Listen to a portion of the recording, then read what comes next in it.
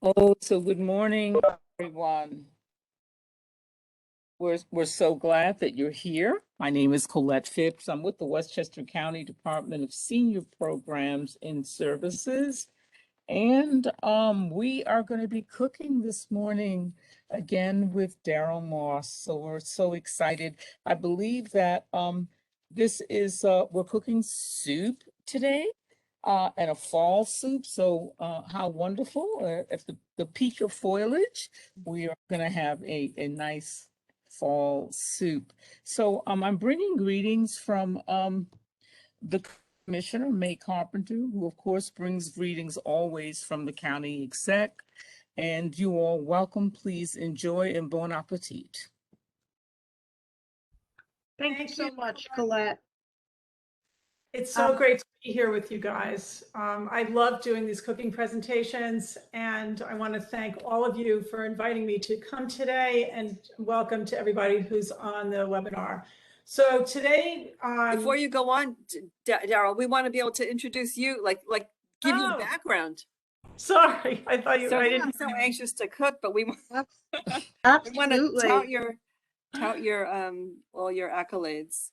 Okay, so, sorry. Go ahead. It's okay. So Jen, did you want to say something about anything else, or should I go right into her introduction? Sure. Deb, I just wanted to take a minute to thank you and Louise for working so hard to put together today's age-friendly, healthy cooking demo. And just say thank you. And of course, a very special thank you to Daryl for participating today. Deb, take it away. Okay. So I just want a chance to be able to tell everyone who doesn't know Daryl yet, just more about her background and, more about her background. So she's a certified holistic health coach. She's been in practice for 13 years. She takes a functional medicine approach to her work, understanding that everything in the body is interconnected. Although Daryl puts a major emphasis on nutrition, lifestyle modifications are also integral to her work. Daryl's private practice is Mission to Wellness, where she develops customized plans for each client to help them get their bodies back to a state of balance. She also runs virtual group programs with two of her colleagues at the Synergy 3. She also contributes to several local publications and is an active volunteer in the community. Her newsletter features information about food, nutrition, the environment, and gluten-free recipes. And for a free subscription, you can contact her at daryl@missiontowellness.com, and we'll share that in the chat. We will have a Q&A after the demo is completed. At that time, you may unmute yourself to ask a question, raise your hand, or use the chat. Now on to the food. Daryl? Thank you again, Deb. I apologize about that. Again, I'm really excited to be here today. So because we're making 3 different dishes, we're making a butternut squash soup, which we're going to start with, then we're going to do a roasted chicken, and then an apple crisp. We don't have time in an hour for everything to finish cooking. So I'm going to prep everything with you guys, and then I'm going to show you what the finished product looks like. So we're going to start with the soup. So I have to say that I'm really big on eating seasonal foods. So that means eating what's right when it's supposed to be right, because that's how human beings evolved over time. So today we're going to be specializing in that. So we're making butternut squash soup. So we know, I'm sure you all have seen the many beautiful squashes in the market right now. This is what a butternut squash looks like. This is sort of a small to medium sized squash. And we're going to be using apples and onions and celery and carrots. So all sorts of things that are still growing in the area and are still ripe. So I am not a purist. I believe that if you can cook at home, that is amazing. And everything doesn't have to be done 100% from scratch. So to make this soup easy, we are using pre-chopped butternut squash. And this container is about 4 cups worth. And we're going to be, instead of chopping our own carrots and celery and onions, we're using what's called mirepoix, which it's already prepared. And then we're going to be using Granny Smith apples. I've chopped one up, and I'm going to chop the other one right now for you guys. So one thing is important to remember is that if you can buy organic food, it's important. So you want to use organic whenever you can. So I'm going to chop the apple, and I chopped the other one already. And the reason I'm using an apple is that it adds, Granny's Fed apples adds both some sweetness and some tartness to the soup. And I love the mix of flavors. So I'm chopping it up, and then I'm going to show you how I get the soup going. So number one, aside from, I think it's really important to use quality ingredients. So if you can buy organic produce, that's great. Sticking with the Dirty Dozen and Clean 15 lists from the Environmental Working Group is a great way to start that process. So I also believe that the quality of your cookware really matters. So this is a stainless steel soup pot, and stainless steel is a terrific material to cook with because it doesn't interact with the food. Nothing's going to leach. There are no chemicals in it. They're going to leach into your food, and it heats really evenly. The pan itself heats really evenly. So a lot of people are worried that if they don't use nonstick pans, the food is going to stick. When you cook with stainless steel or with cast iron, either way, you want to get the pan hot first before you add anything. And that's the key to things not sticking. So I'm going to heat up the pan, and when the pan is hot, I'm going to add some oil. So today I'm going to be using coconut oil, but you could also use olive oil when you make the soup. They both are delicious. The coconut oil doesn't make the soup taste like coconut. It just gives like just a slightly different flavor, which I think works really well with the squash and the apples. So coconut oil is solid. So I'll show you. I've seen it liquid in the stores. I don't know how that works because it's a solid fat. And coconut oil is a very healthy fat. So I'm going to put it in here and let it melt. And as it melts, then we'll add everything else.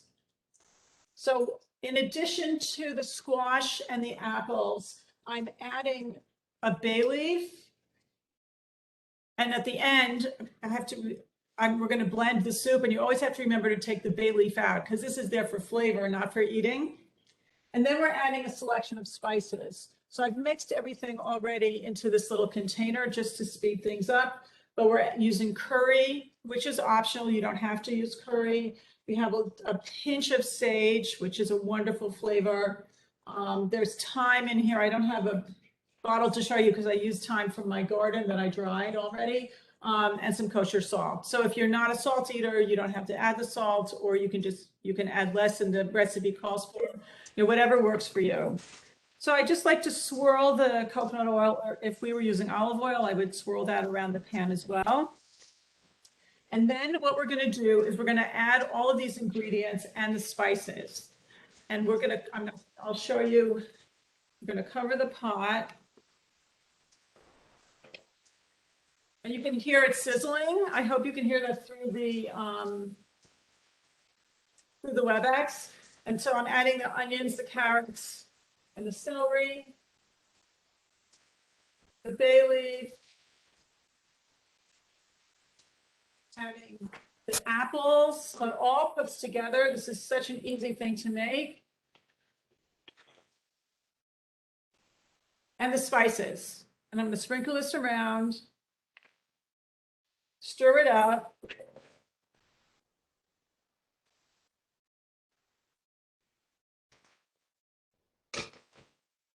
And I'm going to cover it, and I'm going to let this cook for about 5 minutes. I'm just waiting for the vegetables to start to soften a very little bit. I'm not cooking the vegetables right now. We're going to cook them in the broth. And today, this is an easy soup, so you can certainly make your own broth if you'd like to. Today we're using store prepared broth. So I'm a really big proponent of eating organic when possible. So we're going to be using a product I bought at Trader Joe's. So this is low sodium vegetable broth. So I always go with the low sodium soups that I'm buying because most soups that you buy in the store have a lot of sodium in them. And even though I don't I don't have to watch my sodium intake. I don't like things tasting way too salty, although I love salt. So by using the vegetable broth, whether you make your own or you buy it, you're making a vegan soup, which makes it very easy if you're having company and you've got a lot of different eating modalities. You certainly could use chicken broth if you wanted instead. And again, this is low sodium and it's organic. And you can buy these at any grocery store, Trader Joe's, Whole Foods, ShopRite, Stop and Shop, whatever is convenient for you.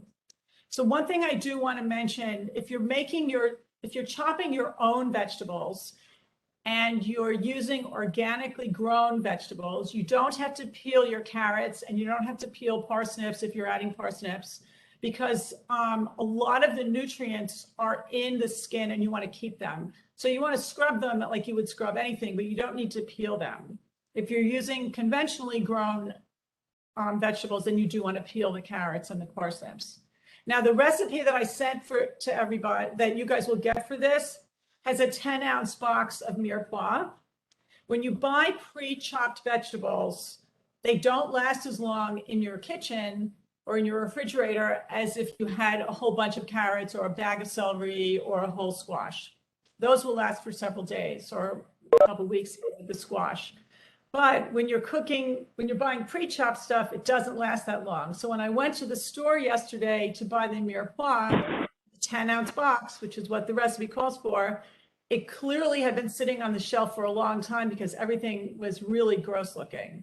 So I had to go to another store and they only had a bigger container. So I'm going to actually add a little bit of extra broth today to the soup. So while it's softening up, want to mix it periodically, but you always want to keep the top on while you're softening the vegetables for several reasons. Number one, it's going to cook faster. Yay. Number two, it keeps the moisture in the pot, which is good. We need that for the soup. And number three, because of the extra moisture, nothing's going to stick to the bottom of the pan. If for some reason you feel that it's sticking a little bit, you can add a drop of water in. And once everything is starting to soften, then we're going to add the broth. We're going to put the top back. We're going to bring it to a boil and then let it simmer for like 40 minutes more or less, until the vegetables are completely cooked. So everybody's stove is a little, you're going to be using a slightly different heat, so you can just test it. There's really no risk of overcooking it. So in the meantime, while we're waiting for the vegetable to soften, I wanted to show you what this is going to look like after you cook the broth for about 45 or 50 minutes. So if you can see, there you go. The broth doesn't really show up because I'm tilting the pan. So I'm going to take out the bay leaf because we don't want to cook that. And I'm going to use one of my favorite kitchen tools. And this is called an immersion blender. And the reason I love the immersion blender is because you don't have to pour this into another container and get something else dirty. You can just blend the soup in the pot.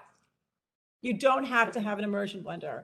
You can certainly use a regular blender, but you're going to have to blend the soup to puree it, but you're going to have to do it in batches. It's not all going to fit in one time unless you cut the recipe down.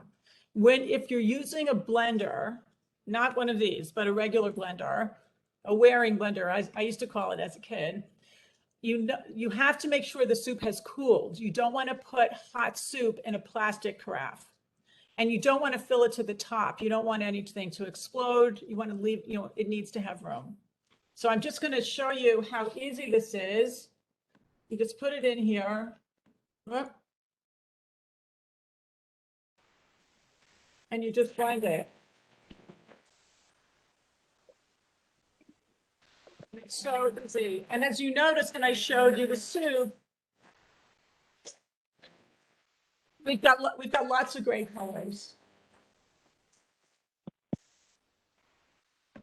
So as it's blending, you can let it blend to the consistency that you want. Some people like it totally pureed, and some people like some chunks.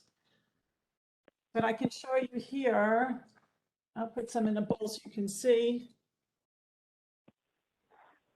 This is so beautiful. The color is so pretty. I don't want to spill this all over the computer here. And And you can serve this with some pumpkin seeds on top. You can chop some parsley, some celery, whatever it is that you like to have. So to puree this completely, I would do this for a few more minutes. But it's really, if you're looking for a kitchen tool to add to your selection, or you're looking to give a great gift for someone, those are wonderful. It's such a time saver, and really, for me, limiting the cleanup is always, always, always a bonus. So let's see if the vegetables are softening a little bit.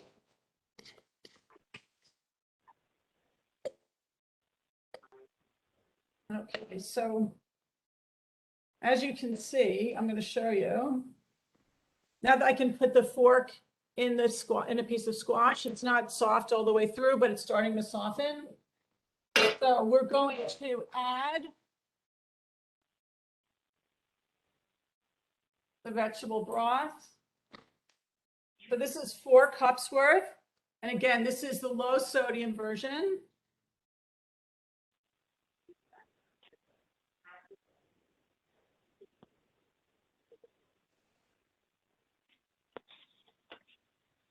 Okay, we're done with that. We're going to bring it to a boil, and then we're going to turn it down and let it cook.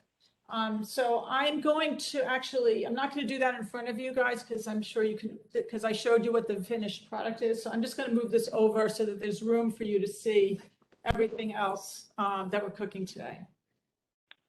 So that's the soup. It's so easy. It's really, really filling. It's a thick soup. If you like your soup thinner, you can certainly add more broth. And today, because I added more mirepoix, the carrots, onions, and celery, I'll probably end up adding a little bit more broth as well. And you can certainly adjust the seasoning to your taste and what you like to have. You could add some ginger. The recipe is basic that I sent to everyone. But if you like ginger, which, that little kick from ginger goes great with apples and with the squash, so you can certainly add ginger as well. So I really think that cooking should be a creative process. So I'm going to move this stuff out of the way, and we're going to move on to the chicken. Okay. All right, so this is one of my favorite dishes. When my kids were little, we had this every single week for dinner. This is so easy to cook. So again, I'm a big proponent of food quality. So I think it's really important to use organically raised chickens if you can. Because whatever the animal eats is going into you when you eat it. So I am cooking this on a stand-up cooker. You can see that the chicken is standing up. So there are a few reasons why I like to do this. Number 1, you don't have to baste it. Number 2, you don't have to turn it. And number 3, it cooks evenly all the way around. And number 4, if you have this kind of stand-up cooker, it has a moat. And I can put, not carrots, I can put onions, or you could put any vegetable, but I like to put onions in the moat because they cook in the juice of the chicken and they get so soft and caramelized and delicious. They're so sweet and they're a huge hit. Everybody loves them. I wish the moat actually were bigger so I could cook more onions at the same time. So today we're making this very basic. We're going to use just salt and pepper to season the chicken. You can use any spices that you like. So a lot of times I'll use more of a South Asian flavor, and I'll cook with cumin and curry and turmeric and a little bit of salt. Sometimes I'll use rosemary or tarragon or basil or thyme or a combination of those, maybe a little bit of oregano. You can use whatever you want. It's always going to be delicious. This is such an easy dish, and it is a perennial favorite. You don't have to have one of these ceramic stand-up cookers. There are plenty of metal ones on the market. I just find this actually heats the chicken from the inside also a little bit better, and it has a bigger moat than the metal ones that I saw. You'll also notice that the chicken's upside down, right? The legs are sticking up. So a lot of times when you see like beer can chicken or people cooking a chicken standing up, it's the other way because the legs can help form sort of a tripod. But the reason I'm cooking it upside down is that a lot of times when you have roasted chicken, by the time the legs are cooked all the way through, the breast meat gets dry. And nobody wants to eat dry chicken. So, but when you cook it upside down, the fat goes down through the chicken better, and it helps it stay moist longer. So what I do is I take some olive oil and I brush it on the chicken. You don't need a ton of it. You just want to brush it so that the seasoning, whatever seasonings you're using, can stick a little bit better. Now this chicken came with giblets, so I'm putting the giblets in the moat as well. So they add, you can eat, if you eat the liver, chicken liver, it will be delicious. I used to give the giblets to my dog when we had a dog. And they certainly add flavor to the juices that you can make a gravy out of if you want to, when it's done. Now, some people like to use a spray to spray the chicken, which you certainly can do. The reason I'm not using the spray is that it gets all over the place, and this is an easier cleanup. And as just like with the pots, I'm trying to limit the time cleaning up. And I'm also going to tie the legs together so that everything stays over the pan and doesn't get all over my oven. Again, I'm trying to limit the cleanup. And I forgot my knife. Hold on one second. Okay, so we're going to quarter the onions. So these onions aren't very big. They're just sort of a medium-sized onion. If you're using a much bigger onion, then you might want to cut it into smaller pieces. So you could use a yellow onion, you could use a Spanish onion. It's really, onions are personal preference. They'll all be delicious. These are just regular cooking onions. And I'll put them in the moat when I'm done. So I don't want to get chicken all over my hands because we're cooking a lot of different things today. So I'm going to use these gloves to season. So again, it's just salt and pepper that I'm using today. So I'm going to sprinkle it on top. And then I just dab it all around the bird. And again, if you don't like to use a lot of salt, you don't have to use a lot of salt. There are plenty of other seasonings that you can use. But this is such an easy dish to make. And I also believe in using the whole food as much as possible, whether it's the chicken or the carrots or whatever it is that you're cooking with. So I only use organic chickens, and I save the carcass and I make a bone broth out of the carcass. Bone broth is really healthy. It's really healing. And it's so easy to make. You just throw everything in the crock pot if you have a crock pot, or you can cook it on the stovetop and you let it cook and you let it simmer. But you can't use regularly raised chickens for that. You have to use organic chickens because chickens, just like people's bodies, store toxins in their bones to protect your vital organs. But when you're making bone broth, one of the benefits of bone broth is the stuff that comes out of the bone, especially the collagen that goes into the broth. And collagen is so important to our bone health and our skin and our hair and our nails, etc.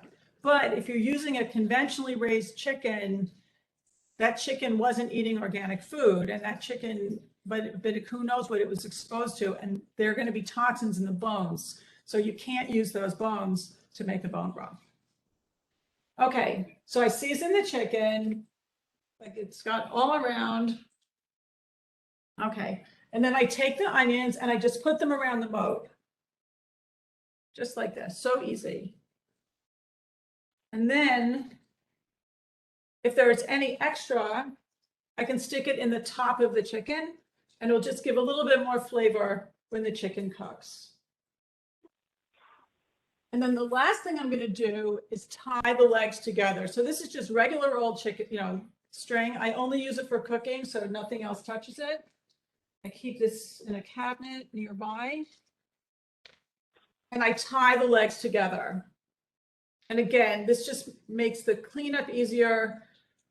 And I keep the juice from the chicken where it belongs.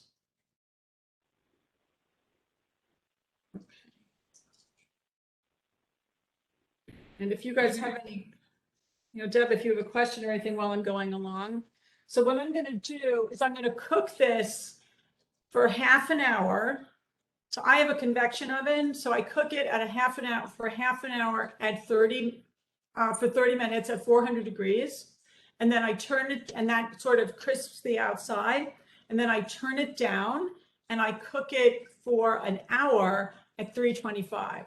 So if you have a regular oven, you're going to want to do it 25 degrees higher. So you do 30 minutes at 425 and then an hour at 350. Now, everybody's oven, even though we're setting it to the same settings, everybody's oven's actually a little bit different, and every chicken is a little bit different size. They're not all 4 pounds or all 5 pounds. So you need to check to make sure that the chicken's all the way done. So you can certainly use a meat thermometer, or you can poke it and see if the juices run clear. But I would always suggest erring on the undercooked side, because you can put it back in. If you cook it too long, you're going to have a dry bird. So this is how I cook the chickens. So I'm going to show you what it looks like when it's done, because I cooked one earlier today and it's just about finished.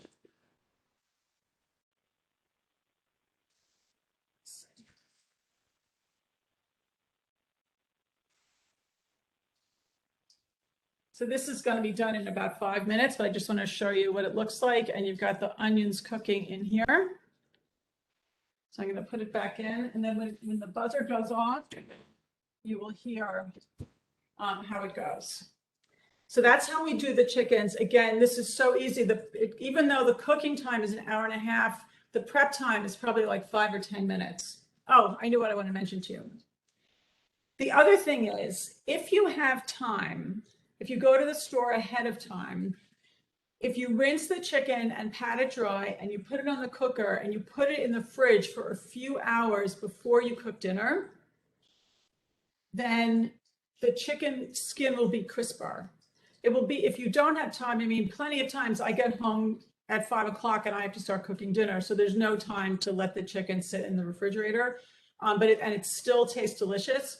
But if you do have time, the chicken skin will come out a little bit crispier. And I know my kids, they love this, the skin is like their favorite part of the bird. So it's up to you. But if you do have time to cook it, to put it in the fridge earlier, the better it is for you. When I take it out of the refrigerator, there's often a little bit more liquid that's drained from the chicken, and you can pour that into the sink, and then get going preparing the bird. And again, you can use any selection of spices that works for you. So I'm just going to move this out of the way as well, so you can see the next step. I'm going to put this, to make it a little bit browner, I'm going to make this. Okay. And now the favorite, the dessert. So we're going to be making an apple crisp, as I mentioned. And for the apple crisp, I like to use sweet apples. It's really a personal preference. There's so many different kinds of apples on the market, and every year they're new. I saw one the other day that I never even heard of before. So you can use whatever kind that you like, but I like to use sweet ones when I'm making dessert. But if you like to use more tart apples like Granny Smith's, you can do that too. And you can use a mixture. So I actually have several different kinds of apples in here. I'm also adding you can add craisins or raisins. So some of these spilled already. So I know that dried fruit has a little bit higher sugar content, but there's not a ton that's going to go in each person's individual portion. And if you don't like craisins or raisins, you certainly don't need to use them. But I like a little bit I like the flavor. So I'm adding it to the apples and mixing it. So let me show you all of the yummy things that are going into this dessert. So you can make the same kind of dessert at other times of the year with other fruits that are ripe at that time. But today we're using apples. I could have used pears as well. And when I chop up the apples, Each piece is not exactly the same size. So you don't need to, like, it's all going to cook together. It's all the juices are going to go together. So you don't want huge pieces and little tiny pieces, but if they're all more or less close to the same size, it's okay. Just so the same way that I cut the apple for the soup is the same way you cut the apple here. You just cut, you quarter it and then cut each, cut it into chunks. So I would say between a half inch and 1 inch is the average size of the different apple pieces in here.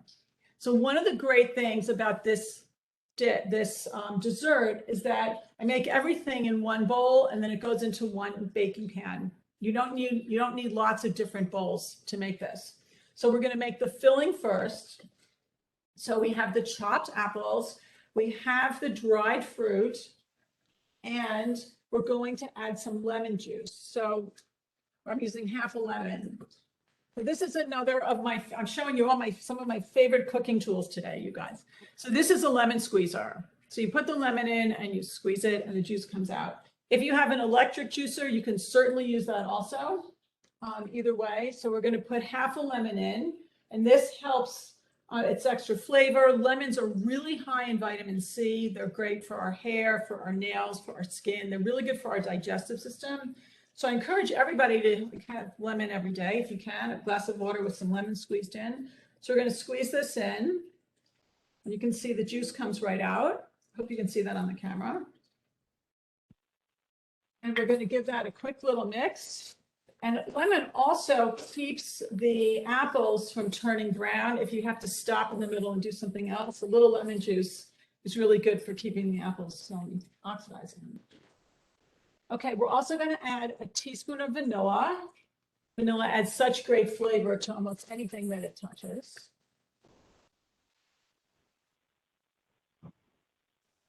Let me put my glasses on so I can read these numbers. Okay, so this is a teaspoon of vanilla. Oh, the chicken is done.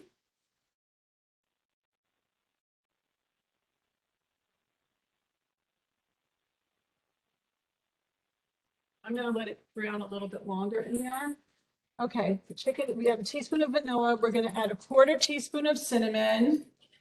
So cinnamon's another big spice in the fall because it goes so well with a lot of the foods that we're cooking in the fall, whether it's chicken, soup, turkey, desserts. There's so many things you can do with cinnamon. So I wouldn't put cinnamon on this kind of chicken, but if I were making a stew with chicken, I make a delicious stew with dried fruit and cinnamon, and it's delicious. Maybe we'll do that another day. And then we're going to put in a pinch of nutmeg. So nutmeg is a lot of people love nutmeg in their desserts, and a lot of people don't love nutmeg in their desserts. So I'm just using a tiny little bit, maybe 1/8 of a teaspoon in that. And then my favorite thing is maple syrup. So who does not love maple syrup? I don't know anyone who doesn't love maple syrup. So I put 2 tablespoons in. But again, if you think that's a lot of sugar, it's really with the amount of that you're cooking here and how many people are going to be eating it, it's really not that much per person. And then we mix it all up. And you want to make sure that everything is pretty well coated with the syrup and the lemon and the cinnamon. And so this is what it looks like in the bowl. And then we're going to pour it into a baking dish.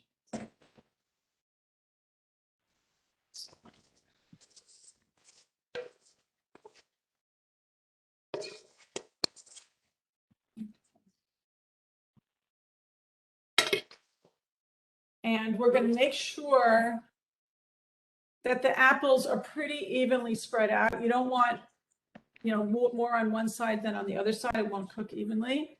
And then I'm going to set this aside for a minute because we're going to use the same bowl to make the topping, which is the crunchy part. So I'm just going to take the chicken out. It doesn't overcook.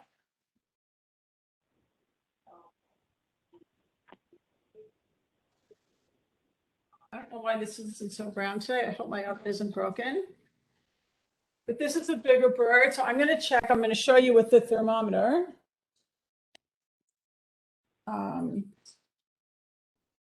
So you can stick the thermometer in the thigh, and it will tell you if the chicken is done, or beef, or whatever you're cooking. I love using these things. It's so easy, rather than actually cutting into and watching the juices come out. Now, when the chicken comes out of the oven, you need to remember that it's going to continue to cook for a few more minutes. And I would always let it sit for at least 10 minutes before you carve it. So this is looking good. The numbers are going up, up, up, up, up.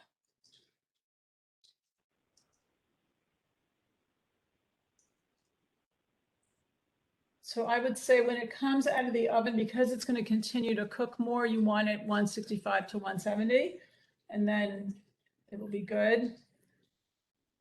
It should continue to cook and get to a higher temperature. You know, the interesting thing is I have an electric thermometer and this old-fashioned one, and the electric thermometer has different temperatures for doneness than this one does. I don't know what that's all about. I can also show you.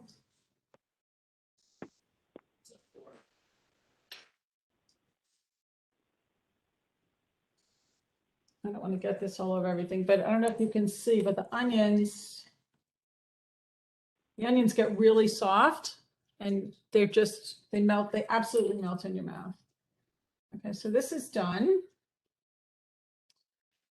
Put this over here.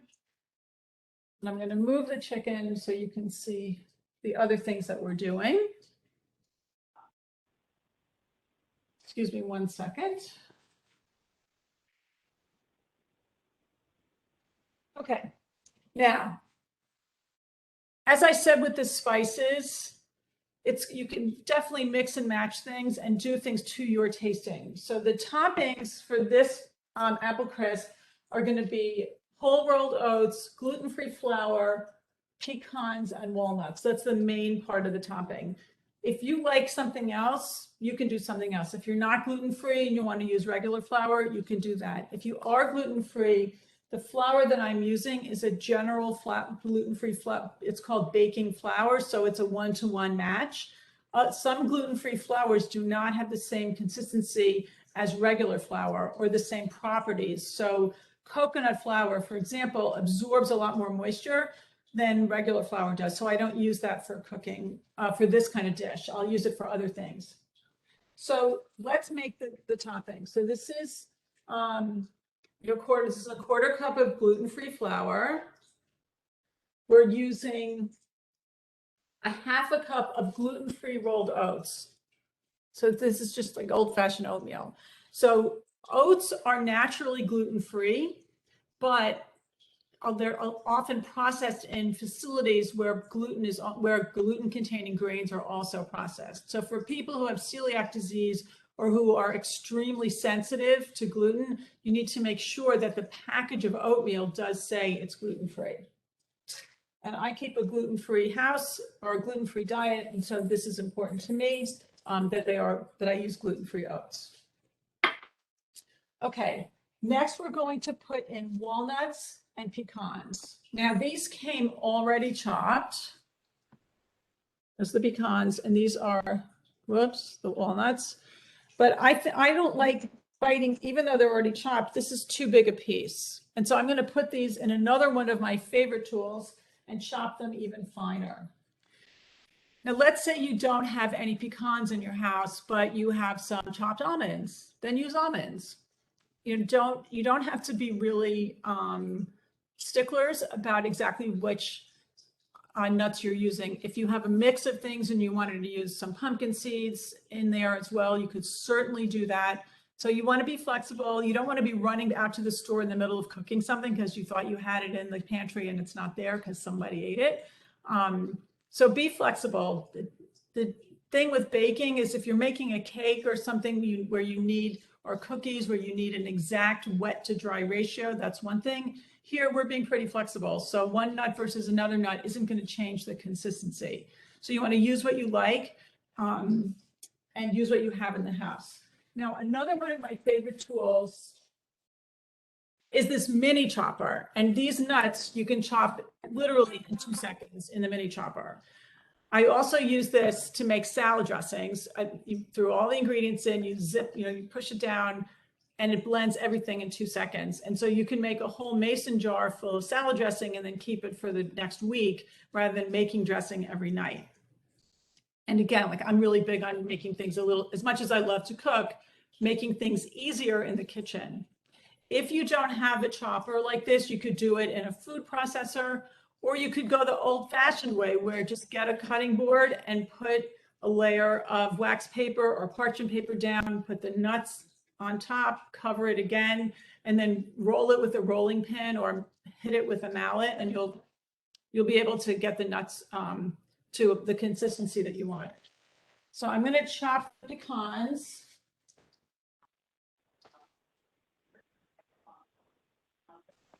Let me see how much later.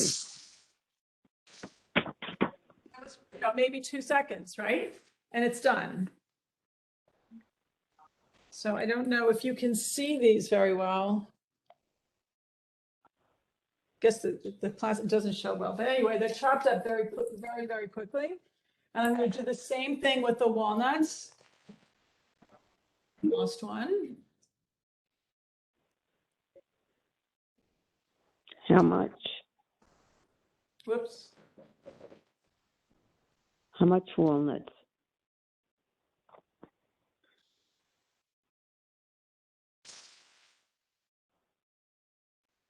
And again, it chops so fast, and it's such an easy way to do this. Did somebody have a question about that? How much walnuts? How much pecans? I'm putting in a half a cup of each one. Thank you. You're welcome. You're welcome. Okay, so those are the nuts. Then we're going to add a little bit more sweetener, and we're going to add a little bit more cinnamon. So we're going to put a teaspoon of cinnamon in. And cinnamon, aside from the amazing flavor and aroma, cinnamon's actually really good for helping to lower your blood sugar. So one of the things about cooking, I should have said this in the beginning, I apologize. I think food should be our medicine as much as possible. I'm not against pharmaceuticals, but we have to eat. So what we're eating should be delicious, and it should be really good for us. And so all the ingredients we're using today are good for us. Even the maple syrup is a way better. This is pure maple syrup that we're using, by the way, not like Mrs. Buttermilk or something like that. This is, the real thing. And even pure maple, it's a way better selection than using added sugar. And having small amounts are, there's, slight medicinal benefits. Don't go drinking your maple syrup, but using it as a sweetener, it's a much healthier option. So we have in here now, we have the flour, the oatmeal, the cinnamon, vanilla, and we have the nuts. And now we are going to add either honey or maple syrup as more of a sweetener. So if I were making this just for me, my husband just left, so he won't hear this. I would have put honey in it for the top, just to have 2 different kinds of sweeteners, and raw local honey also has some medicinal qualities to it. But he doesn't like honey, so I'm going to add more syrup to this mixture. And then the last thing we're going to add is some coconut oil. So the coconut oil, as I showed you before, coconut oil is hard. It's solid. So you can mix this in, and you can cut it in as if you were cutting, like making pastries, and cut like chopping butter into the flour for a pastry if you're making biscuits or something. Or you can put this in, not in metal, you could put this in another dish and put it in the microwave or on a stovetop and melt it for a few minutes, so a few seconds, so that it's soft and you could just mix it in. So I'm going to show you, because you can't see me chopping, I think I'll just put it in the microwave really fast and show you, and then just we'll mix it in together. And a lot of people think that coconut oil is not good for you. The latest research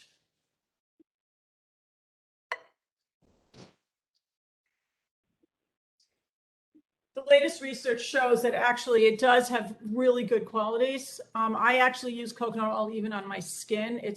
There's no chemicals in it at all. I only use organic coconut oil. I'm quite a stickler for that kind of stuff. And remember that your skin is your biggest organ. So whatever you put on your skin is actually going in your body. Gets absorbed. So I'm going to mix the melted coconut oil in here.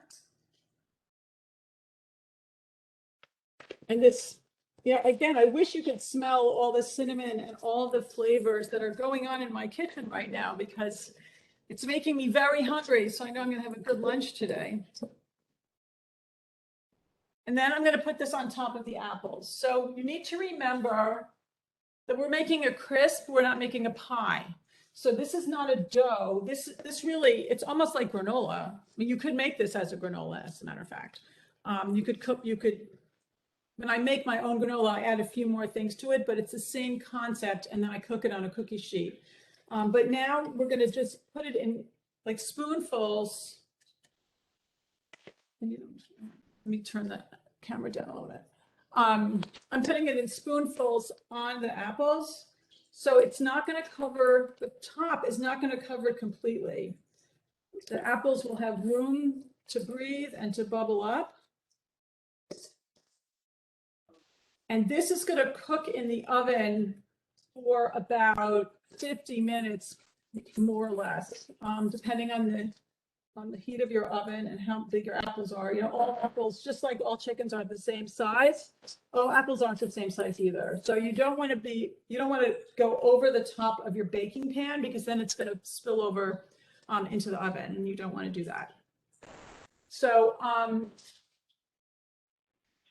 if you're having company for dinner, if you can time things well, this is going to take, I would say, a good 50 minutes to cook. If you can time it so that it's hot when you're ready to have dessert, your guests will love the hot apple dessert. So this is, if you use the maple syrup, this is a vegan dessert. For people who do eat dairy, I don't eat dairy products, but for people who do eat dairy products, you could put vanilla ice cream, like my husband will put vanilla ice cream on top of this for dessert. There are dairy-free, often coconut-based ice creams that you can use instead to put on top for dessert. But it's a great way, if you're having company, to have everything come out right at the right time. So if you were doing this for company, you can make the soup in advance and you can reheat it right before everybody comes. And the chicken is going to take about an hour and a half and 10 minutes to sit before you sit down to eat. So you can pretty much get a good idea of what time you think. If your company's coming at 7, if you want to eat at 7:30, then you might want to put the chicken in 5:30, 5:45. So it's always nice to have things hot, when you're ready to eat. So this goes in the oven, and again, it's going to cook for about 50 minutes. It's done when, if you stick a fork in it, the apples are soft. Sometimes it will be bubbling up right before you take it out. So I cooked one this morning, so I'm going to show you. Again.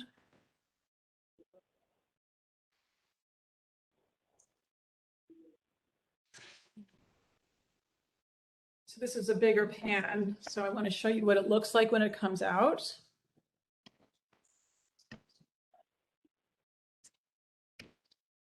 And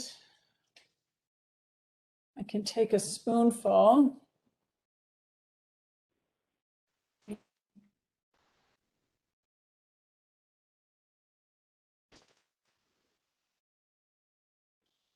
And I'm going to show you.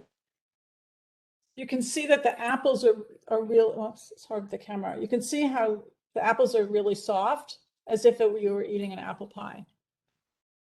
So these are all easy things to make. There's not a ton of cleanup and not a ton of time. You just have to set your time. You have to look at your clock before you're having your meal and figure out what time everything's going in. But this is a great way to cook. So I know I talked a lot about eating organic food. One thing to remember is that apples are really hard to grow organically in this part of the world. So you might not be, if you're buying from a local orchard, they might not be organic. Anyway, I want to open this up to questions because I've been talking a lot here. And I hope that, I wish you guys could come join me for lunch because I've got all this food now. I Daryl, wish we could go too. I'm starving now. Yeah. Come on over. Daryl, I tried to send this to the chat, but I'm having a problem. So just a quick question about the soup. How do you adjust the recipe for a larger group? How many servings from this particular recipe? And if you're making it for a larger group, do you double the ingredients, or how would you do that?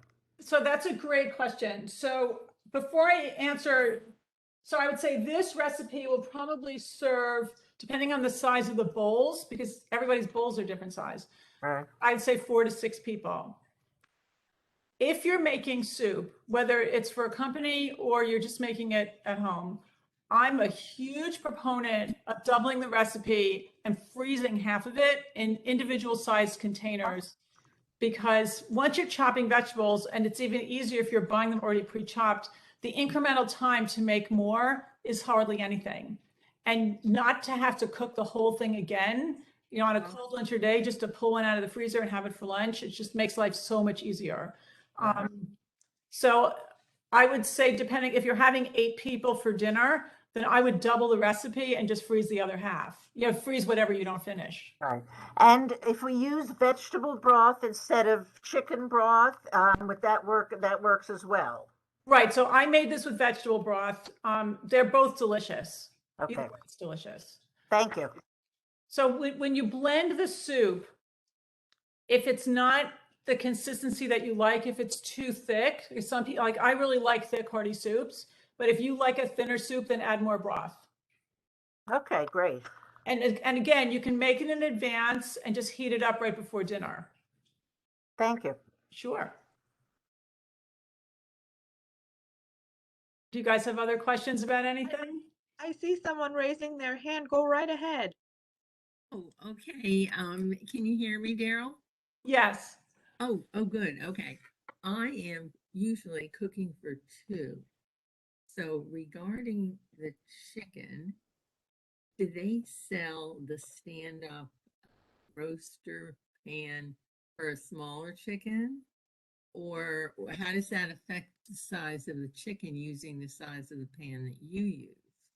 So that's a really great question. I would say this roaster would probably handle like a 4-pound to 5.5-pound chicken. Oh, okay. So I'm glad you brought that up.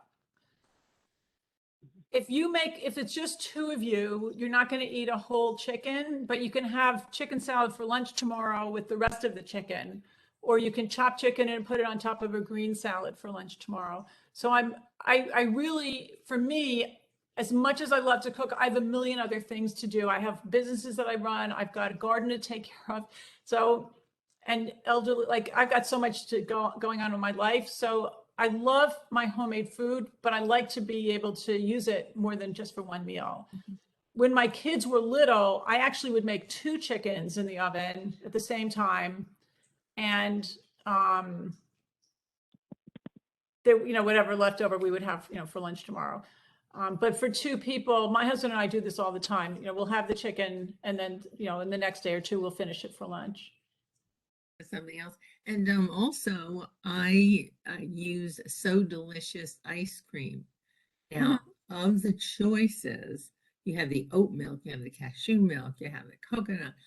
Which is the most preferred ice cream of the So Delicious brand? So I can't answer that question without looking at the labels. I would choose the one, I think almost all of the non-dairy ice creams, whether it's So Delicious or the Stop and Shop brand or whatever, they have a lot of sugar in them. So number one, you want to like the taste, and I would try to tend towards one that has a lower sugar content, but it depends what you like. And they do have a sugar-free but I just get turned off when you look at ingredients. There are just so many. So I don't, my husband needs his ice cream every night, and he just turned 80, and I'm trying to keep him as God healthy bless as I him. can. Okay. He has acquiesced to the So Delicious.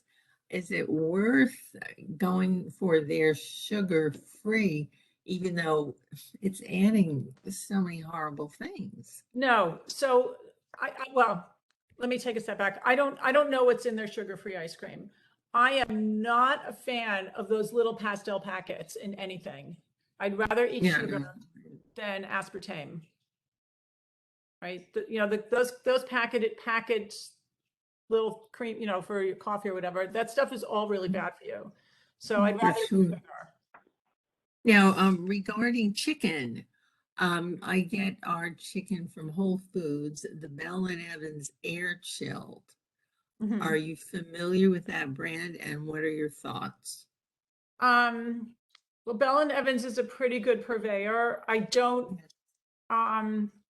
I don't know what, I haven't looked to see what their air chilled is versus something else. You want chicken that's raised organically, not fed any antibiotics. So I don't know if I don't know how it's marked. I'm sorry. I can't answer. Okay, I'll check. Thank you. And this was a wonderful presentation. I'm so hungry. Oh, I'm sorry to rush through everything, but I wanted to show how I make it all. Very good.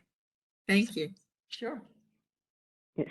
Is there a place that we can go to get these recipes? Because I was only able to get the audio, not the visual.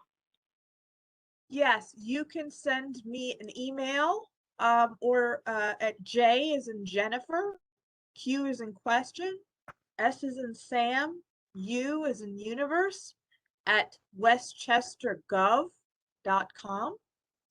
And I'll be happy to forward you the emails, the recipes rather. Thank you so much. Welcome. So I see that we're at time. Louise, do you want to wrap it up for Yeah, us?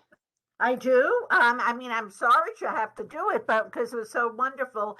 But it is time to wrap it up, and I want to thank, of course, Daryl. Her presentations are always so watchable. I love the way she presents things and explains things, and I know we'll be seeing her again. Colette and Jen and Deb, I want to thank you. Deb is is a co-chair with me, and Colette and Jen give us wonderful support. And for all of you who came on and participated, we really appreciate it. And we have a wonderful program, a transportation forum coming up on November 18th, and check your emails for that. And as I said, I know Daryl will be back with us again. So thank you all, and have a great holiday season. Thank you. Thank you. Thank you, Thanks for everyone. joining us. Thank you, Daryl. That Thank was you. awesome. And you So will great. be sending